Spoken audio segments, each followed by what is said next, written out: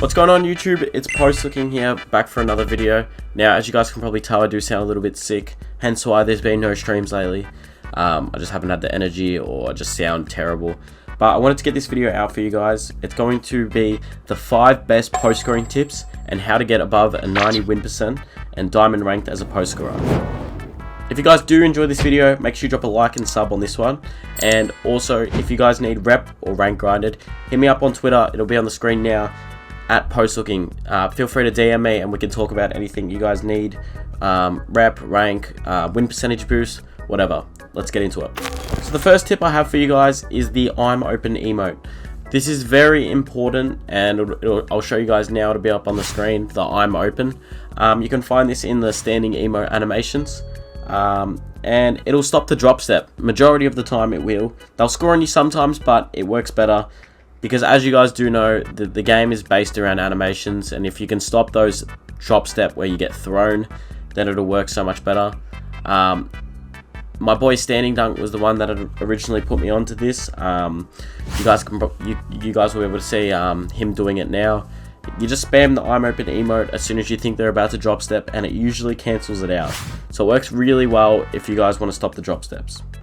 So my next tip for you guys is pressing the ball. Now, as you can see here in the background, you'll see me just negating him, if that's even a word. Just not letting him get to the paint. As soon as they get to the paint, people can drop step you, do whatever. You see me emoting, shit like that's gonna happen here and there. But if you can press the ball, drain their stamina, this works especially well in the stage and ante up when they're on 14 seconds. So in improving rounds, they have 24 seconds. So it's a little bit harder, but you want to foul. But as soon as they see 14 seconds, look, he's rushed, miss. That's how you want to do it every time. It works a charm, and it also annoys the post scorers. If you guys are a post scorer and you know that when someone's pressing you, you know you get annoyed. It's not fun when you verse people like that. And stam's the biggest thing. If you lose your stamina, you're cooked. As you guys can see, I am missing. Low-key doing it on purpose, but as soon as they get to the mid-range area, you do want to back off though, because if you're like pressed up here, you need to back off a bit. You see how I back off? It's due to the fact that you can get post spinned really easy, especially if you don't have post move locked down high. You see 2 seconds, I did foul, which was stupid, but the pressure's there. He knows the pressure's there. That's a clamp. So 2 times in a row, he's been down to less than 3 seconds. Look at me, pressure, 10 seconds. Look, pick up the ball. There you go. That's a stop. That's one of the things I do to get the ball back. So here is the third tip. Now, you guys can obviously see in the background again, what I do is I pass fake in the paint. So off a drop step, I pass fake it. It doesn't let them get a good animation. You can even tap square, but sometimes your player makes you put it up. So I recommend just pass faking in the paint. So the way to score in this game has definitely got harder, especially after the close fade patch. And I feel like your games are also going to be heaps longer. You see how I'm pass faking, pump faking, just waiting for him to jump. You just got to be really low. That's the tip that I'd give there. So if you shoot usually over 75% from field, you majority win the game. That's kind of what you're hoping for. You just hope for a good animation. See how I pass fake and you get some good animations, good dunks. The best post scorers will still win. That's just how it is. But the skill gap and animations, understanding it, will be the difference between the best and the worst post scorers. That's just how it'll be. As you guys can see, I clearly like to get really low in the paint.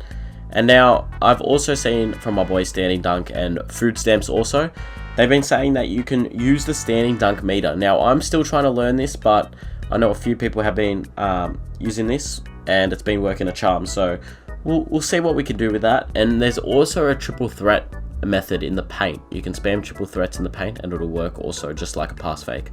So you guys can toy around a little bit. I haven't yet to try it, neither, but feel free to try that. The fourth tip I have for you guys is going to be for the post scorers 6'10" and under. So I apologize if you're not 6'10" and under. Maybe make a new build, but it's the Kobe Bryant post up animation that you guys are seeing. You're probably like, how are you doing that? Like, you're moving really weird across the paint. If you watch here again, I'm gonna tap square and see how it gives you a good animation where they can't lock onto you. Sometimes you do get stopped, but like the animation you get off that, it's really good. And it's the biggest reason why I made this new build that I'm using. So if you guys do want this build, make sure you drop 300 likes. And it also helps because you don't want to drop step every play. You just get really guardable, and like people know what you're doing every time. If you mix a few post hops here and there, people don't know what you're going to do, so they can't just lock onto the drop step because you're not going to drop step every play. That's just the reality of it.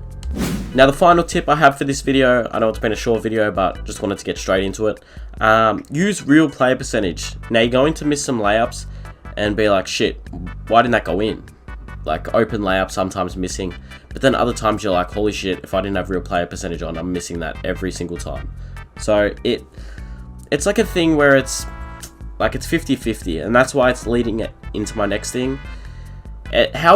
Why can't I get dunks? Now the reason why is, and why am I getting so many layups? Now the reason why you're getting so many layups is because of Paint Patroller.